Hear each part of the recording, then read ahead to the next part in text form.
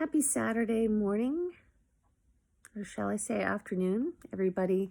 I want to do a video that talks about Lyme disease in dogs. I have, I do have a dog that also has Lyme, and Kate is, I don't know how old she is. She's probably 3 or 4 years old, and we were always on the trails running. I have 3 dogs actually. She's the only one that's tested positive for Lyme. But 2 things I just want to touch on. This video doesn't need to be long at all. One is, please make sure that your animal has a Seresto collar. I honestly, even if they're an indoor animal, I would still use it.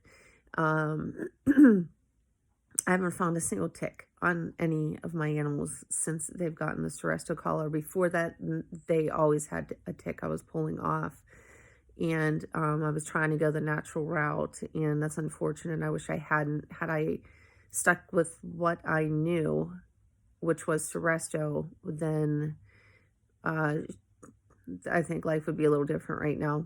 But water under the bridge. So Seresto collars for your dogs, please, and your cats. And what I noticed with Kate 6 months prior to her diagnosis was she had a joint in her front paw that was swollen and warm to the touch. She was also lethargic. And she felt warm, but she's a black dog, so she, black absorbs the heat and whatnot. When I took her to the vet, they never even tested her for Lyme. They wanted to do a lot of testing. I said, testing in terms of x-rays and MRIs and or CTs, one or the other. I think she did get an x-ray and that didn't show anything. But to look at soft tissue damage, like if she pulled a tendon or something. So I opted out of that. I said, let's treat her for the symptoms for a couple of days, not even thinking Lyme. And within a few days, she was fine.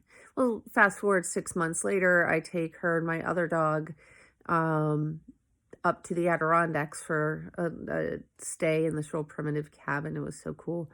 And they had free reign to do whatever they wanted. They ran and ran and ran and ran and ran. She pulls up lame again, but it was really, really bad this time. I was concerned at 7 hours away from me. How am I going to get her loaded in the car? I couldn't move my dog.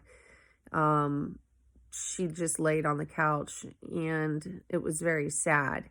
So when we got back home the next day, I took her back to the same vet and asked if they would do a test on her for Lyme, because I had it, and then it just, for whatever reason, just dawned on me because it was that one specific joint, but it was in the other foot, not the same foot as last time. It's called a snap test. You can get results within 8 minutes, and hers came back within 5 or 6 minutes because she was so infected, I guess is what they were saying. So she did a 30-day treatment twice a day of doxycycline, just like we do as humans, and so far so good. But there's always a chance of it relapsing, and a lot of times with dogs, if they relapse, you put them on another regime of antibiotics. And if you've caught this disease with your dog before it gets to their kidneys, there's a good success rate. If I would have let this one go again and not treated her, I'm not sure that we would have a good outcome. So the two takeaways from this video: please get a Seresto collar for your dog, your cat, and they aren't cheap. I can't think off the top of my head, as you all, if anybody's watched these videos, I live on Amazon. That's where I got them.